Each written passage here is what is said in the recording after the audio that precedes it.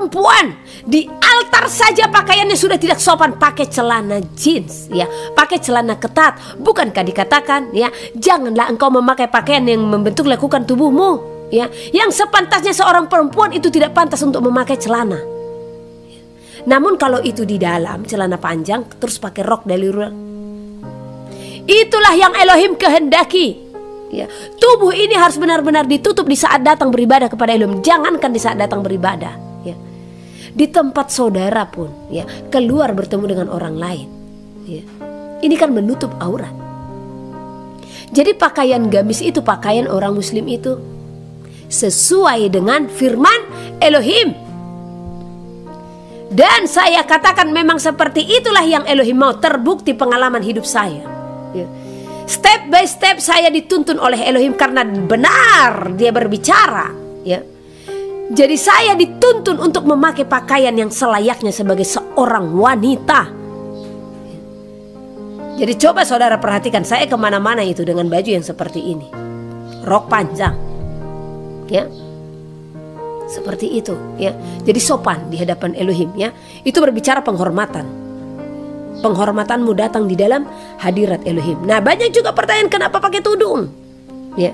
Ini sesungguhnya sudah lama Elohim perintahkan kepada saya, namun saya mengabaikan. Nah, ini manusia, sedangkan saya yang sudah dengar suaranya, ya, masih mau mengabaikan. Hingga akhirnya, ya, saya dituntun dan ditegur kembali karena seorang wanita harus memakai tudung di kepalanya, apalagi di saat datang berdoa kepada Elohim, ya, apalagi bernubuat. Nah, di saat kita datang berdoa kepada Elohim, kita harus benar-benar dengan penuh penghormatan, ya. Nah, jadi tudung ini berbicara penghormatan kepada Elohim, ya. Supaya tidak banyak tanda tanya, ada kok itu tertulis itu, ya. Nah, oke, kita lanjut, ya. Jadi ingat, di saat engkau datang ke bait suci, ya, namun tidak ada perubahan dalam hidupmu, tidak ada pertobatan dalam hidupmu, maka di sana engkau telah menginjak-injak pelataran bait suci, ya. Karena demikianlah dikatakan kepada mereka, ya. Jadi jangan menginjak-injak bait suci. Jangan engkau memegang gadget di saat engkau datang ke bait suci, ya. Alasan, Bu, buka Alkitab di sana, buka kitab suci di sana, ya. Tahukah kamu bahwa melalui gadgetmu iblis bekerja, ya? Nanti kamu benar buka Alkitab, ya. Habis itu khotbahnya mulai membosankan saudara, ya. Akhirnya tungleng, entah bagaimanapun nada handphone saudara, ya, bunyi ada pemberitahuan, ada WA. Akhirnya apa? Buka WA, ya. Lagi di mana? Nanti jalan yuk. Nah, karena kebiasaan, ya. Orang-orang yang tidak melakukan sabat tetapi beribadah ke hari Minggu, ya. Hari Minggu ini hari Minggu nih, mereka jadikan menjadi satu hari, ya, yang menjadi waktu santai, holiday, ya. Jadi di mana firman yang mengatakan ingat dan kuduskanlah hari Sabat, ya. Karena banyak orang berprinsip, ya, hari Minggu itu Sabat bagi kami. Ya, kalau memang itu Sabat bagi saudara, di mana pengudusannya? Yang ada apa? Apalagi ibadah-ibadahnya di mall. Pulang dari peribadatan langsung shopping-shopping. Hei, bukankah dikatakan di hari Sabat itu jangan kau mengurus urusanmu? Jadi di mana pengurusan yang kau lakukan? Harinya pun sudah salah, pempraktekannya pun salah, ya. Hari Minggu saudara pergunakan waktu untuk apa? Ya. Untuk jalan-jalan bersama anak-anak, bersama sanak saudara. No, bukan seperti itu yang Tuhan mau. Makanya kuduskan hari Sabat. Jadi hari Sabtu itu berikan waktumu beribadah kepada Elohim. Itulah firman, bukan hari Minggu. Sejarah dijatuhkan kepada hari Minggu. Siapa? Saudara selidiki. Bahkan mereka nantinya yang berdiri sebagai anti Hamasia, mereka lah yang memprakarsai hari peribadatan itu jatuh kepada hari Minggu. Mereka lah yang merubah hukum dan waktu. Apakah engkau sadar akan hal itu? Jadi sadarlah, terbukti itu sudah salah. Dengan apa? Dengan praktek pengudusan yang ada saudara lakukan, ya. Apakah praktek pengudusan hari Sabat itu saudara lakukan di saat saudara mengatakan hari Minggu itu hari Sabat saudara? Hah? Herannya saya, ya. Para yang katanya hamba Elohim menghalalkan, ya sebab Hamasya sudah bangkit di hari yang ketiga. Apakah ada tertulis aku bangkit hari ketiga? Ya. Dan itu adalah hari pertama di minggu itu. Disitulah hari kebangkitanku. Maka itulah hari peribadatan bagimu. Adakah itu tertulis? Di mana tertulis? Hai engkau yang menyatakan diri sebagai hamba Elohim tetapi menghalalkan hal ini supaya peribadatanmu jatuh kepada hari Minggu. Ingat betapa besarnya pertanggungjawaban yang harus kau hadapkan di hadapan Elohim, yang harus kau pertanggungjawabkan di hadapan Elohim. Ya. Ada lagi yang mengatakan, ya, jemaat mula-mula mereka berkumpul di hari pertama. Apakah dikatakan mereka beribadah? Mereka memecah-mecah roti. Ya, oke, secara jasmani dan memang benar itu memecah-mecah roti. Secara rohaninya itu mereka berbagi firman Elohim. Karena memang di dalam persekutuan perkumpulan yang perlu kita bahas adalah firman Elohim. Ya. Dan tidak dikatakan di sana mereka beribadah di hari pertama, tetapi mereka berkumpul. Mereka mengadakan peribadatan setiap hari Sabat. Dan di hari pertama itu mereka berkumpul, membicarakan segala sesuatu, membahas firman, membahas tentang Elohim, membahas tentang hal kerajaan sorga.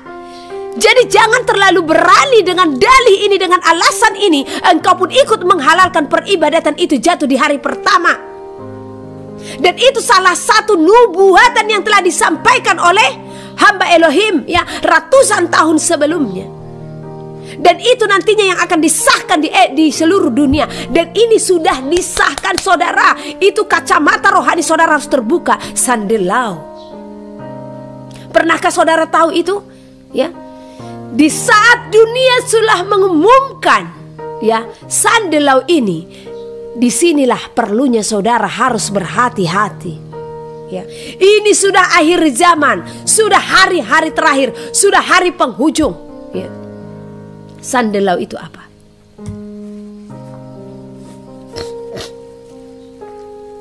Peribadatan yang ditetapkan di seluruh dunia jatuh kepada hari Minggu. Peribadatan seluruhnya. Ya. Dan ini bagian dari kesepakatan apa? Anti Hamasya. Karena Elohim berfirman, ingat dan kuduskanlah hari Sabat. Ya. Betapa kudusnya itu di hadapan Elohim, saudara. Ya. Jadi engkau yang telah mengetahui firman Elohim, ya, sebenarnya Elohim buka jalan. Ya. Banyak kantor-kantor, banyak sekolah-sekolah yang tutup hari Sabtu. Benar? Tapi apa yang kau lakukan di saat itu? Bekerja, ya, buka gorden, cuci, ngepel, segala macam. Saya katakan lakukan itu di hari Minggu. Tetapi ingat dan kuduskanlah hari Sabat itu.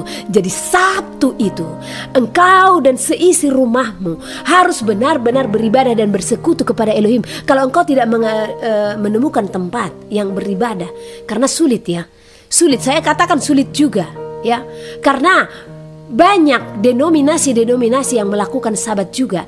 Namun banyak juga penyimpangan-penyimpangan yang telah mereka lakukan, ya. Ada yang melakukannya jauh dari binatang haram dan mereka melakukan Sabat, tetapi tidak ada praise and worship-nya. Mereka tidak mengakui karunia-karunia roh, ya. Ada yang melakukan Sabat, bahkan memanggil nama yang benar, ya. Dan mereka menjauhkan diri dari binatang haram. Tapi apa? Penghakiman dari mulut mereka luar biasa. Ya. Dan banyak pengajaran-pengajaran mereka yang tidak sesuai dengan standar firman Elohim. Ya. Elohim memberikan pengetahuan bagi kita untuk menyelidiki semua ini. Ya. Jadi kalau Ibu Heni beribadah di mana? Di hadiratnya. Ya. Karena Elohim tidak akan bertanya nantinya, "Hei Heni Situmorang, kamu dari gereja mana datang ke sini?" No. Ya. Tetapi yang Elohim selidiki, dia akan membukakan, ya, firman-Nya. Dia akan tunjukkan, ya, dia akan bukakan pasal-pasal atau perundang-undangan, atau tepatnya hukum-hukum, ketetapan, peraturan dan perintah serta larangan yang diberitakannya di bait suci. Ini kita yang akan dihakimi, ya. Nanti Elohim akan melihat. Tertulis di dalam kitab ini, ayat ini, pasal yang kesini, ya, begini dan begitu. Apakah engkau telah melakukannya selama di bumi dan ditemukan engkau tidak melakukannya? Ya. Elohim tidak tanya, ya, engkau dari gereja mana? No, Elohim tidak tanya itu. Ya. Di sini pentingnya kita untuk berpengertian. Nah, jadi kalau engkau sudah mengetahui Sabat namun engkau tidak menguduskannya, barang siapa yang sudah mendengar suara Elohim, jangan keraskan hatimu. Karena semakin banyak kita tahu, maka semakin banyak dituntut. Karena di hari penghakiman nanti Elohim katakan, kenapa engkau tidak menguduskan Sabat bagiku? Ya, saya kan sudah datang hari Minggu. Bukankah engkau tahu? Kuduskanlah hari Sabat. Nah, saya katakan kelihatan hari pertama itu memang bukan perintah Elohim, bukan itu kebenarannya. Terbukti dari apa, ya? Apakah jemaat-jemaat yang sudah melakukan hari Minggu itu pergi beribadah, menguduskannya, benar-benar menguduskannya, atau hanya sebatas datang ke gereja saja untuk beribadah, hanya 1 jam itu, 2 jam, ya? Selanjutnya apa yang dilakukan? Jalan-jalan, ya, having fun, pergi ke mall. Ah, di sini kelihatan, ya, spiritnya kalau ini tidak berkenan di hadapan Elohim. Di mana pengudusan yang kau lakukan jika kau menganggap itu Sabat? Ya, karena di sana engkau tidak akan bisa mengurus urusanmu. Engkau tidak akan bisa berbisnis. Engkau tidak bisa jalan-jalan. Engkau tidak bisa mengepel, ngapain segala macam bersih-bersih di hari itu. No.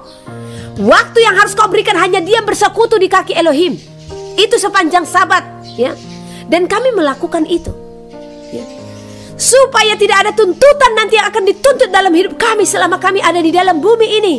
Karena kita yang ada di dalam bumi ini hanyalah untuk diuji kelayakannya. Jadi yang penting di sini sangkal diri, ya. Di saat sudah hari Sabtu, nggak ada ke kantor, nggak ada kerja, sudah, ya. Pulang kantor hari Jumat, selesaikan semuanya. Masak segala sesuatu, jangan disusahkan, ya. Taruh ke kulkas, tinggal angetin, ya. Alangkah durhakanya kita jikalau kita tahu tapi tidak melakukannya. Hanya karena apa? Menjaga hati manusia, ya. Berjuang.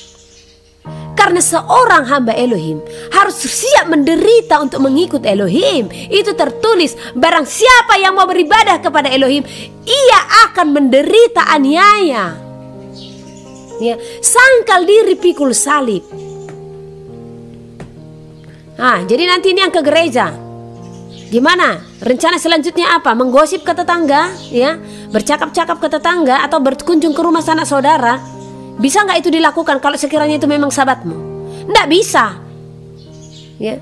Waktumu hanya benar-benar berdiam di dalam hadirat Elohim, ya, bersama suami, anak-anak, istri, ya. Itu, oke?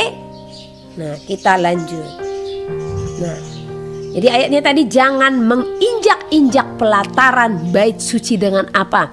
Hidupmu yang kau katakan beribadah kepada Elohim, namun di dalam kehidupanmu engkau bukanlah seorang manusia yang beribadah, ya.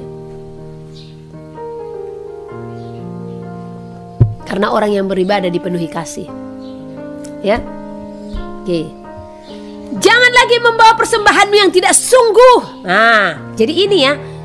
Orang yang menginjak-injak pelataran bait suci adalah orang yang tidak sungguh-sungguh mempersembahkan tubuh, roh, dan jiwanya kepada Elohim, ya. Hanya datang beribadah sekali seminggu, sudah selesai, ya. Dan sekali lagi saya ingatkan bagi kaum Hawa ini, ya, kalau pakaianmu tidak sopan, stop, nggak usah pergi ke gereja. Jangan katakan, jangan berdalih, ya, kan Tuhan tidak melihat pakaian, Tuhan melihat hati. Ini berbicara penghormatan, ya. Dan lagi pula, ngapain sih pakai pakaian tidak sopan datang ke bait suci? Jangankan ke bait suci, coba saudara hadap bupati, ya. Siapa yang lebih tinggi, bupati apa Elohim? Masakan ke bupati bisa kamu pakai pakaian sopan, ya kan, pakai blazer segala macam, datang beribadah ke bait suci pakai tangan segini, jangankan segini, you can see, ya. Saya pernah melihat, sampai saya screenshot, ya, ibadahnya di live streaming kan, ya. Nah, ini bertobat ini gereja-gereja yang seperti ini. Diperhatikan WL singernya, ya. Setidak-tidaknya kalianlah yang di altar itu yang menghormati dan memberikan contoh kepada jemaat, ya. Masakan WL-nya pakai you can see, diangkat tangan seperti ini. Wah, bertobat. Ya. Ini apa ini? Jadi para pendeta-pendeta pun lihat jemaatmu. Jangan WL pakai celana ketat, ya. Sarankan WL sama singermu, ya, yang duduk, yang berdiri di altar dengan pakaian yang sopan, yang menggambarkan kemuliaan daripada sorga. Itu gambaran yang seharusnya engkau nyatakan di altar. Jangan gambaran Lucifer yang kau nyatakan di altar, ya. Kebanyakan gereja-gereja, ya, itu menggambarkan keluciferan, saya katakan. Kenapa saya katakan demikian, ya? Altarnya hitam, pakaiannya hitam. Kenapa menggambarkan kegelapan sih, ya? Plafonnya hitam supaya apa? Masuk lampu kerlap-kerlip, masuk smoke effect, yang asap-asap itu loh, ya. Hei, bukankah di aliran satanik, ya, memakai itu semua? Dengan altar yang dijadikan seperti lampu diskotik, ya. Aduh, bertobat kalian itu, ya. Bertobat. Para engkau pendeta-pendeta yang mengizinkan hal-hal ini terjadi di dalam altarmu, saya katakan bertobat, ya. Bukankah iblis bekerja dari segala aspek, ya. Dari benda pun dia bekerja. Bukankah dia gambarkan kehadirannya tetapi engkau tidak menyadarinya, ya. Ini tempat saya ini, tempat kita ini beribadah ini, ya. Ini kayu. Walau hanya bangunan kecil, ya. Dulu saya maunya ini sesuai daging saya, ya. Warnanya warna natural, klasik, warna kayu. Tetapi ini kan rumahnya, kediamannya, ya, di dalam melalui tubuh kita juga, ya. Apa yang dikatakan? Supaya saya memberikan warnanya ini putih. Saya katakan kepada Elohim, Bapak, ini di hutan. Ya, apakah putih itu tidak warna mencolok, ya? Luar dalam ini putih, ya. Tetapi Elohim mau warnanya ini putih, ya. Sudah, saya kan mengabdi penuh kepadanya, menghamba penuh kepadanya. Apa yang Elohim katakan saya harus taati. Saya harus merongrong keinginan saya. Karena apa? Saya lebih menonjolkan apa yang Tuhan mau daripada apa yang saya mau. Untuk apa saya menonjolkan apa yang saya mau, ya? Nah, setelah semua ini selesai, ya, saya melihat ternyata benar harus putihlah ini. Kenapa? Ya. Dan gambarannya pun segar, bersih, ya. Tambah lagi pakaian saya yang putih, ya kan? Tapi coba lihat gereja-gereja. Saya pernah beribadah di satu tempat, ya. Di saat saya beribadah di satu tempat ini besar ini, salah satu gereja terbesar juga di Indonesia, ya. Segitu masuk, di pintu masuk saya sudah melihat si Lucifer. Karena ya terpujilah Elohim, ya. Elohim selalu membukakan kepada saya keberadaan Lucifer langsung, bukan hanya antek-anteknya, ya. Dan dia yang sering berbicara kepada saya, ya, untuk mengejek, ya. Dia sering berbicara itu, menunjukkan bagaimana umat manusia. Karena 2017 dia pernah mengklaim, ya. Dia bilang, lakukan pekerjaanmu dan lakukan pekerjaanku, katanya. Pekerjaan saya apa? Menuntun saudara, membawa saudara untuk mengenal kebenaran firman. Ini 2017 kejadiannya, ya. Dan tugas dia apa? Dia menyesatkan umat Elohim, ya. Dia bilang sama saya, kamu tahu siapa aku, katanya, dan aku tahu siapa kamu, tetapi manusia tidak mengenal siapa kamu, katanya. Benar, karena banyak orang yang tidak tahu bahwa roh Elohim lah yang diam dalam saya. Makanya terlalu gampang bagi mereka mencela, menghujat, ya, mengatakan Ibu Heni nabi palsu. Saya tidak mengklaim diri saya nabi, ya. Saya tidak mengklaim diri saya pendeta, saudara saja yang memberi gelar itu kepada saya. Tetapi itu bukan satu kebanggaan bagi saya. Saya tetap jemaat Elohim. Saya tetap domba Elohim, ya. Iblis tahu, Lucifer tahu kalau saya berasal daripada Elohim. Tetapi banyak manusia yang tidak tahu kalau saya berasal daripada Elohim, ya. Makanya dia katakan, lakukan pekerjaanmu dan aku akan melakukan pekerjaanku, katanya. Dengan geram dia mengatakan itu.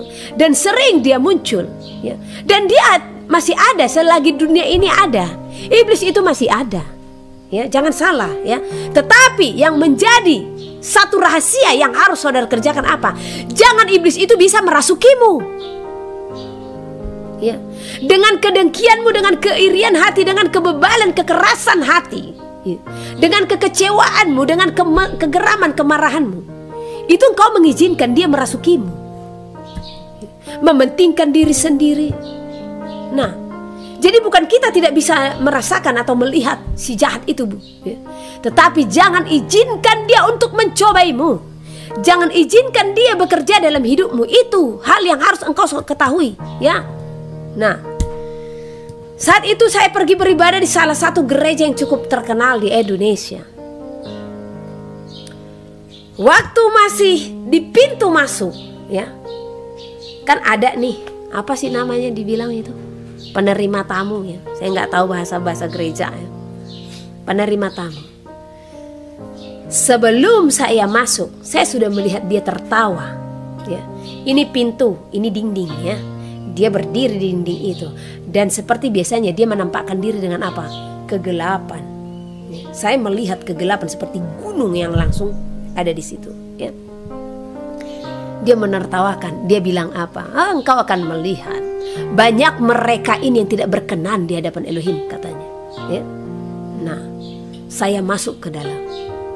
Di saat saya masuk ke dalam, ya, dia ada lagi. Coba bayangkan, ya. Jadi jangan saudara katakan Lucifer nggak akan bisa diam di gereja, ya. Oh, itu berbicara gedung, ya. Itu berbicara gedung. Tetapi jangan biarkan dia di bait sucimu, yaitu apa? Tubuhmu, ya. Apa saudara bisa menjamin orang yang ke gereja itu sudah murni sepenuhnya, ya? Dengan engkau datang ke gereja, engkau pakai gadget seperti ini, buka WA, buka Instagram, apakah engkau tidak menjadikan iblis itu tertawa di sampingmu? Hah? Engkau membuat si Lucifer itu menertawakanmu, mengejekmu di saat apa? Pendeta, ya, atau gembala berkhotbah, ya, pikiranmu apalah nanti kalau pulang dari gereja, oh aku nanti mau beli baju, ada kemarin kulihat baju, oh nanti aku pulang dari gereja, oh, aku mau jalan-jalan dulu ke sini. Itu di dalam pikiranmu di saat khotbah diberikan kepadamu. Jadi masih ada saudara mengatakan Lucifer itu tidak berdiri di gereja di acara ibadah. Dengar kesaksian si Mongol, ya. Bahkan orangnya yang mengikuti aliran satanik pun bisa diam di situ dan mereka tidak tertengking, ya. Ibu ini harus keras dalam mendidik sampai sejauh itu. Karena apa? Yang saya takutkan hanya Elohim. Elohim bukakan apa-apa saja yang tidak berkenan di hadapannya. Ingat, ya. Jadi jangan kamu punya prinsip di gedung gereja tidak ada Lucifer. Ada. Bahkan iblis itu banyak, ya. Mereka di situ selalu angkat bendera. Di saat apa? Dia mencoel seseorang, ya. Buka handphonemu. Bosan kan dengar itu, katanya dicoel. Segitu dia iblis berhasil mencoel dan saudara buka WA acara peribadatan, mereka angkat bendera, langsung lapor. Lucifer, katanya, Pak Pemimpin, kata si iblis ini. Ya, antek-anteknya si Legion. Ini antek-antek si Legion yang banyak. Kalau Lucifer itu hanya memantau, ya. Tapi kalau antek-anteknya si Legion ini yang bekerja semua, membuat saudara kecewa, membuat saudara marah, membuat saudara iri, segala macam lah. Membuat saudara acuh tak acuh dengan acara peribadatan, ya. Angkat bendera, lapor. Pak Pemimpin, katanya sama pemimpin si jahat, ya. Saya berhasil merasuk anak ini. Dia beribadah, tetapi dia katanya beribadah kepada Elohim, tetapi dia main handphone, katanya dia buka-buka video. Coba sadar nggak saudara di situ, ya? Hanya karena saudara tidak melihat saja, makanya miliki persekutuan dengan Elohim supaya engkau menyadari semuanya itu, memahami semuanya itu, ya. Banyak tempat peribadatan yang dijadikan sebagai apa? Pentas seni, panggung, ya. Panggung, ya, dengan lampu kerlap-kerlip, lampu diskotik, efek-efek smoke itu, ya. Oh, itu seperti gambaran apa? Ritual-ritual satanik, ya, dengan altar warna hitam. Apa bedanya saudara dengan satanik? Ya, bukankah seperti itu altar mereka? Ya. Hitam, lampu kerlap-kerlip, ya kan? Asap-asap, ya memang itu, ya. Oh, mengapa engkau menyamakan tempat peribadatanmu seperti tempat peribadatan para pendurhaka? Aduh, parah. Nah, segitu masuk, ya, saya melihat berdiri lagi si Lucy ini, ya. Lucifer, bukan Lucy. Nanti ada yang Ibu Lucy di sini, ya kan? Berdiri lagi dia. Karena tugas dia kan hanya mengejek. Dia bilang apa? Kamu lihat itu, katanya. Ya. Hati mereka pun tidaknya murni melayani di altar itu, katanya. Lihat penampilan yang mereka tonjolkan dan lihat pakaian mereka menggambarkan aku, kata si Lucifer. Kenapa dia katakan? Dan ini kisah nyata yang saya alami, ya. Hanya saya tidak terlalu banyak cerita-cerita pengalaman-pengalaman supranatural yang seperti itu, spiritual yang seperti itu kepada saudara. Karena yang terpenting bagiku bukan kesaksian surga neraka. Saya sudah mengalami itu semua. Banyak hal-hal spiritual yang saya alami, bahkan lebih daripada yang saya lihat di YouTube, ya. Tetapi apa? Yang terpenting bagiku itu menjabarkan kebenaran itu kepada saudara. Karena banyak juga kesaksian-kesaksian, ya, yang bahkan menyimpang, ya. Mimpi sebentar-sebentar diberitahukan, ya. Padahal dia tidak menguji atau tidak menyelidiki apa arti mimpi itu. Jadi ini benar saya alami. Dia tertawa. Lihat pakaian mereka. Mereka menggambarkan aku, kata si Lucifer. Kenapa? Saya lihat ke altar, apa yang terjadi? Semua mereka pakai pakaian hitam. Ya, altar hitam. Jadi bertobat ini gereja-gereja yang seperti ini. Ngapain berlomba-lomba menjadikan altarmu penuh dengan kegelapan? Ya, alangkah indahnya altarmu engkau gambarkan seperti gambaran sorga. Beri warna cerah, ya. Kasih warna-warna yang hidup, ya. Dan pemimpin-pemimpin di altar juga, ya, dengan pakaian seperti gambaran sorga. Bukankah saudara kalau punya mimpi, punya penglihatan, yang saudara lihat orang-orang berpakaian putih dengan pakaian jubah? Apa pernah saudara lihat kalau diberi mimpi penglihatan kemuliaan? Apa pernah saudara lihat mereka pakai celana warna hitam, blazer warna hitam? Ada? Kok mau aja ditipu si jahat, ya? Ingat, dia nggak bisa menipu saudara dengan hati, menipu saudara dengan makanan. Nggak bisa ditipu dengan makanan, menipu saudara dengan apa? Warna. Karena dia mau selalu disukai, ya. Jadi bagi pencinta warna hitam nih, ya, hati-hati nih, ya. Nah, saya hanya diam saja. Engkau akan melihat, katanya sama saya, bagaimana impartasi dari altar ini nanti kepada jemaat, katanya. Saya hanya diejek terus sama dia karena dia musuh besar saya. Ya memang hati ini sedih karena apa? Yang dia katakan itu kenyataan, gitu, ya. Dan saya melihat kiri kanan ke depan ada orang yang pakai tali satu. Tahu kan tali satu, ya, pakaiannya yang hanya pakaian dalam gitu. Masih enak dia agak lebar segini. Ini tali satu, ya. Apalagi berkulit-kulit putih seringkali memakai pakaian seperti ini, ya. Dan itu rok mini. Alangkah durhakanya saudara memakai pakaian seperti itu datang beribadah. Ya habis gimana? Dari altar pun sudah mencerminkan. Habis yang di altarnya kalian tahu pakaiannya seperti apa? Ya. Mereka pakai celana karet warna hitam. Mereka pakai blazer kulit, ya, dengan rambut yang dipirang-pirangkan, ya. Hei, jangan merubah bentuk yang diberikan Elohim kepadamu. Yang lurus rambutmu jangan dikeritingkan, yang keriting jangan diluruskan, ya. Engkau yang punya alis diberikan Tuhan, gak usah kau cukur-cukur lah, ya. Nah, Ibu Heni Situmorang dulu orang yang seperti itu. Ini gaya saya dengan dulu berbeda, ya. Ibu Heni Situmorang penuh dengan gaya, ya. Ini ndak pernah waras ini, ndak pernah normal ini. akan selalu saya ukir. Karena apa? Itu dulu bidang saya itu, ya. Sampai orang-orang saya banyak bentuk alisnya, ya. Ini mata nggak pakai eyeliner, ya. Sampai akhirnya saya ditegur seperti Cleopatra katanya, ya. Duh, saya lihat Cleopatra, ya, wanita-wanita Mesir saya lihat, ya, ternyata itu mereka mencalak mata mereka. Dan perempuan yang tertulis yang mencalak matanya itu siapa? Isabel. Dari situ saya bertobat. Jadi saya nggak pernah pakai apa-apa ke mata saya ini. Dan ini pure, nggak ada lagi apa-apa. Saya tidak mencukur alis, saya tidak mencat rambut lagi, ya. Karena apa? Nanti kan Tuhan tanya.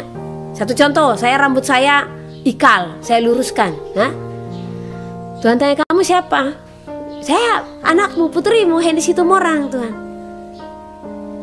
Apakah kamu anakku Henny Situmorang? Ya. Nah, Tuhan ingatkan saya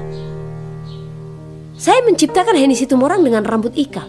Kenapa rambutmu lurus? Bapak, ya biar rapi. Berarti saya kan tidak mengucap syukur dengan pemberian Elohim. Saya menganggap lebih hebat dari Elohim. Apa Elohim membuat rambut saya berantakan sehingga saya luruskan? Bertobat nih. Perempuan-perempuan yang merubah bentuk wajahnya yang diciptakan Elohim, bertobat, ya.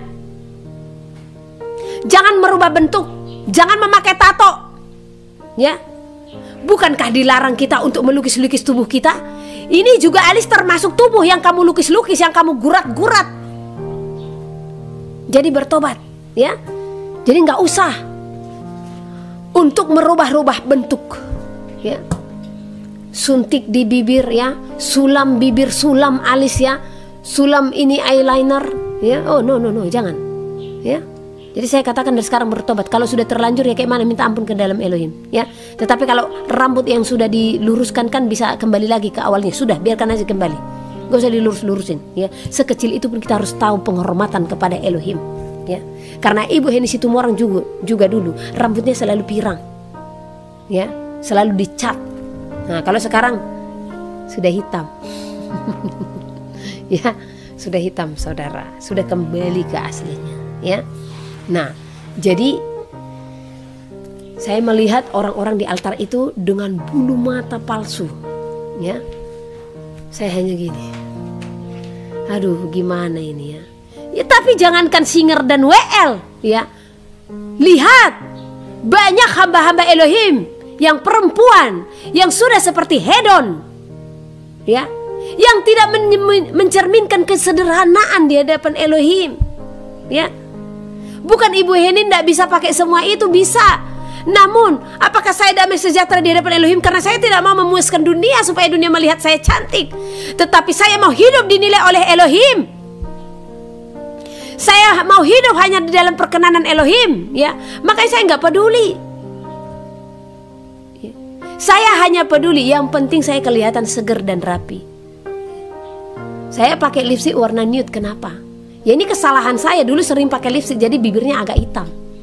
Nah terpaksa saya harus pakai, ya, lip gloss, ya, atau lipstik warna nude supaya kelihatan segar di hadapan saudara, supaya saudara tidak melihat saya seperti perokok, ya kan? Nah itu. Dan di saat saya seperti inilah bahkan orang-orang selalu mengatakan, ya, umur Bu Henny udah berapa? Katanya 30 ya. Ada yang bilang 25 ya, 27 ya. Nah 42. Lah kok seperti anak-anak? Katanya, ya. Terpujilah Elohim. Di saat saya tidak memakai riasan-riasan wajah lah kalau saya ke pasar. Hei, bertumurang makin cantik kau ya, makin awet, makin muda, katanya. Lah sementara dulu saya pakai apa namanya skincare, ya, pakai pelembabnya, pakai serumnya. Sekarang Ibu Henny masih pakai serum, nggak ada lagi, ya, nggak ada lagi serum-serum di wajah saya, nggak ada lagi pelembab-pelembab. Paling kalau mau live streaming seperti ini, saya ambil bedak tabur, ya, ini bedak taburnya ini, ya, saya gosok aja di muka, selesai, sedikit saja, ya. Karena kalau saya memakai apa, anting-anting panjang, ya, saya memikirkan bentuk-bentuk rambut saya di hadapan saudara, saya harus ambil alat apa itu namanya, catok-catok itu segala macam. Terus saya harus memikirkan bulu mata saya, alis saya, eyeshadow saya, blush on. Apa bedanya saya dengan orang dunia? Ya. Apakah dengan saya tidak memakai itu kelihatan buruk di hadapan saudara? Tidak, ya. Itulah gambaran daripada apa? Kekayaan Elohim. Karena apa? Seperti inilah kita dijadikannya. Karena kalau saya menunjukkan ya wajah saya kecantikan melalui make up itu, ya, maka di sana saya tidak menunjukkan kekayaan yang diberikan Elohim kepada saya. Jadi bertobat nih yang tukang rias, ya. Karena Ibu Heni dulu hobinya merias. Tetapi semenjak saya kenal Elohim, semuanya itu lepas daripada hidup saya, ya. Saya mau untuk hidup saya tidak menginjak-injak bait suci, tetapi saya mau hidup saya benar-benar mencerminkan kemuliaan Elohim, ya. Saya kan gak capek. Kalau satu contoh, ya, saya berdoa dan tiba-tiba kuasa Elohim ada, ya. Kalau saya pakai eyeliner, saya pakai bulu palsu, ya saya harus menjaga-jaga ini untuk menangis, ya kan, gak plong dong rasanya, ya. Apalagi kalau maskaranya bukan waterproof, ya. Capek kali saudara untuk hidup di dalam kepalsuan. Gak enak hidup di dalam kepalsuan, sangat tidak enak, ya. Nah, setelah saya melepas itu semua, ya, di situ saya bisa berurai air mata, ya. Mau saya hapus air mata saya kan tidak belepotan, ya. Ayo perempuan-perempuan, hiduplah sederhana, karena sesungguhnya bukan makeupmu yang menyenangkan suamimu, ya. Nah, karena banyak suami-suami sangat suka dengan kesederhanaan, asalkan apa? Kita bersih, kita rapi, itu saja, ya. Jangan pula engkau bermakeup pria tetapi rumahmu sangat jorok, ya kan, dapurmu jorok, ya. Ini saya sering seperti itu melihat orang-orang yang udah katanya anak-anak Elohim, ya. Tiba giliran saya ke kamar mandi, saya ke dapur, saya melihat kejorokan luar biasa, ya. Aduh, tolong jangan. Amsal pasal 27. Janganlah memuji diri karena esok hari, karena engkau tidak tahu apa yang akan terjadi hari itu. Biarlah orang lain memuji engkau, dan bukan mulutmu, orang yang tidak kau kenal, dan bukan bibirmu sendiri. Batu adalah berat, dan pasir pun ada beratnya, tetapi lebih berat dari kedua-duanya adalah sakit hati terhadap orang bodoh. Panas hati kejam dan murka melanda, tetapi siapa dapat tahan terhadap cemburu? Lebih baik teguran yang nyata-nyata daripada kasih yang tersembunyi. Seorang kawan memukul dengan maksud baik, tetapi seorang lawan mencium secara berlimpah-limpah. Orang yang kenyang menginjak-injak madu, tetapi bagi orang yang lapar, segala yang pahit dirasakan manis. Seperti burung yang lari dari sarangnya, demikianlah orang yang lari dari kediamannya. Minyak dan wangi-wangian menyukakan hati, tetapi penderitaan merobek jiwa. Jangan kau tinggalkan temanmu dan teman ayahmu. Jangan datang di rumah saudaramu pada waktu engkau malang. Lebih baik tetangga yang dekat daripada saudara yang jauh. Anakku, hendaklah engkau bijak, sukakanlah hatiku, supaya aku dapat menjawab orang yang mencela aku. Kalau orang bijak melihat malapetaka, bersembunyilah ia. Tetapi orang yang tak berpengalaman berjalan terus, lalu kena celaka. Ambillah pakaian orang yang menanggung orang lain, dan tahanlah dia sebagai sandera ganti orang asing. Siapa pagi-pagi sekali memberi selamat dengan suara nyaring, hal itu akan dianggap sebagai kutuk baginya. Seorang istri yang suka bertengkar serupa dengan tiris yang tidak henti-hentinya menitik pada waktu hujan. Siapa menahannya menahan angin, dan tangan kanannya menggenggam minyak. Besi menajamkan besi, orang menajamkan sesamanya. Siapa memelihara pohon ara akan memakan buahnya, dan siapa menjaga tuannya akan dihormati. Seperti air mencerminkan wajah, demikianlah hati manusia mencerminkan manusia itu. Dunia orang mati dan kebinasaan tak akan puas. Demikianlah mata manusia tak akan puas. Kui untuk melebur perak dan perapian untuk melebur emas, dan orang dinilai menurut pujian yang diberikan kepadanya. Sekalipun engkau menumbuk orang bodoh dalam lesung, dengan alu bersama-sama gandum, kebodohannya tidak akan lenyap daripadanya. Kenallah baik-baik keadaan kambing dombamu, perhatikanlah kawanan hewanmu, karena harta benda tidaklah abadi. Apakah mahkota tetap turun-temurun? Kalau rumput menghilang dan tunas muda nampak dan rumput gunung dikumpulkan, maka engkau mempunyai domba-domba muda untuk pakaianmu dan kambing-kambing jantan untuk pembeli ladang. Pula cukup susu kambing untuk makananmu dan makanan keluargamu, dan untuk penghidupan pelayan-pelayanmu perempuan. Amsal pasal 28. Orang fasik lari, walaupun tidak ada yang mengejarnya, tetapi orang benar merasa aman seperti singa muda. Karena pemberontakan negeri, banyaklah penguasa-penguasanya, tetapi karena orang yang berpengertian dan berpengetahuan, tetaplah hukum. Orang miskin yang menindas, orang-orang yang lemah, adalah seperti hujan deras, tetapi tidak memberi makanan. Orang yang mengabaikan hukum memuji orang fasik, tetapi orang yang berpegang pada hukum menentangnya. Orang yang jahat tidak mengerti keadilan, tetapi orang yang mencari Tuhan mengerti segala sesuatu. Lebih baik orang miskin yang bersih kelakuannya daripada orang yang berliku-liku jalannya, sekalipun ia kaya. Orang yang memelihara hukum adalah anak yang berpengertian, tetapi orang yang bergaul dengan pelahap mempermalukan ayahnya. Orang yang memperbanyak hartanya dengan riba dan bunga uang, mengumpulkan itu untuk orang-orang yang mempunyai belas kasihan kepada orang-orang lemah. Siapa memalingkan telinganya untuk tidak mendengarkan hukum, juga doanya adalah kekejian. Siapa menyesatkan orang jujur ke jalan yang jahat, akan jatuh ke dalam lubangnya sendiri. Tetapi orang-orang yang tak bercela akan mewarisi kebahagiaan. Orang kaya menganggap dirinya bijak, tetapi orang miskin yang berpengertian mengenal dia. Jika orang benar menang, banyaklah pujian orang. Tetapi jika orang fasik mendapat kekuasaan, orang menyembunyikan diri. Siapa menyembunyikan pelanggarannya tidak akan beruntung, tetapi siapa mengakuinya dan meninggalkannya akan disayangi. Berbahagialah orang yang senantiasa takut akan Tuhan, tetapi orang yang mengeraskan hatinya akan jatuh ke dalam malapetaka.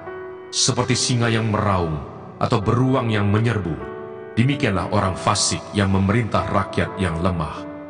Seorang pemimpin yang tidak mempunyai pengertian, keras penindasannya, tetapi orang yang membenci laba yang tidak halal memperpanjang umurnya. Orang yang menanggung darah orang lain akan lari sampai ke liang kubur. Janganlah engkau menahannya. Siapa berlaku tidak bercela akan diselamatkan, tetapi siapa berliku-liku jalannya akan jatuh ke dalam lubang. Siapa mengerjakan tanahnya akan kenyang dengan makanan, tapi siapa mengejar barang yang sia-sia akan kenyang dengan kemiskinan. Orang yang dapat dipercaya mendapat banyak berkat, tetapi orang yang ingin cepat menjadi kaya tidak akan luput dari hukuman. Memandang bulu tidaklah baik, tetapi untuk sekerat roti orang membuat pelanggaran. Orang yang kikir tergesa-gesa mengejar harta dan tidak mengetahui bahwa ia akan mengalami kekurangan. Siapa menegur orang akan kemudian lebih disayangi daripada orang yang menjilat. Siapa merampasi ayah dan ibunya dan menyangka bahwa itu bukan suatu pelanggaran, ia sendiri adalah kawan si perusak. Orang yang loba menimbulkan pertengkaran, tetapi siapa percaya kepada Tuhan diberi kelimpahan.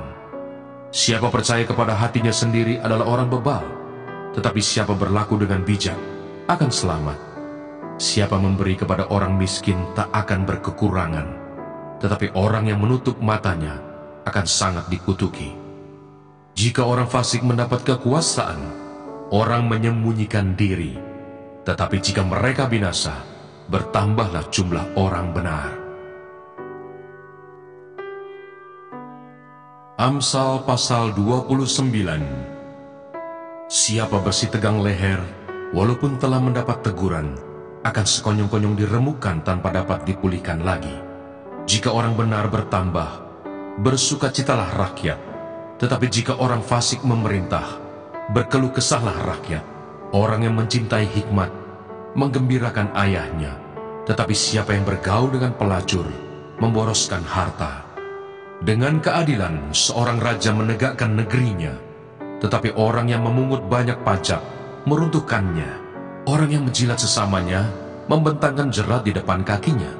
Orang yang jahat terjerat oleh pelanggarannya, tetapi orang benar akan bersorak dan bersukacita. Orang benar mengetahui hak orang lemah, tetapi orang fasik tidak mengertinya. Pencemooh mengacaukan kota, tetapi orang bijak meredakan amarah. Jika orang bijak berperkara dengan orang bodoh ini mengamuk dan tertawa, sehingga tak ada ketenangan. Orang yang haus akan darah membenci orang saleh, tetapi orang yang jujur mencari keselamatannya. Orang bebal melampiaskan seluruh amarahnya, tetapi orang bijak akhirnya meredakannya. Kalau pemerintah memperhatikan kebohongan, semua pegawainya menjadi fasik. Si miskin dan si penindas bertemu, dan Tuhan membuat mata kedua orang itu bersinar. Raja yang menghakimi orang lemah dengan adil, tahtanya tetap kokoh untuk selama-lamanya. Tongkat dan teguran mendatangkan hikmat, tetapi anak yang dibiarkan mempermalukan ibunya. Jika orang fasik bertambah, bertambahlah pula pelanggaran, tetapi orang benar akan melihat keruntuhan mereka. Didiklah anakmu, maka ia akan memberikan ketentraman kepadamu dan mendatangkan sukacita kepadamu. Bila tidak ada wahyu, menjadi liarlah rakyat. Berbagailah orang yang berpegang pada hukum. Dengan kata-kata saja seorang hamba tidak dapat diajari, sebab walaupun ia mengerti, namun ia tidak mengindahkannya. Kau lihat orang yang cepat dengan kata-katanya. Harapan lebih banyak bagi orang bebal daripada bagi orang itu. Siapa memanjakan hambanya sejak muda, akhirnya menjadikan dia keras kepala. Si pemarah menimbulkan pertengkaran, dan orang yang lekas gusar banyak pelanggarannya. Keangkuhan merendahkan orang, tetapi orang yang rendah hati menerima pujian. Siapa menerima bagian dari pencuri, membenci dirinya. Didengarnya kutuk, tetapi tidak diberitahukannya. Takut kepada orang mendatangkan jerat, tetapi siapa percaya kepada Tuhan, dilindungi. Banyak orang mencari muka pada pemerintah, tetapi dari Tuhan orang menerima keadilan. Orang bodoh adalah kekejian bagi orang benar. Orang yang jujur jalannya adalah kekejian bagi orang fasik.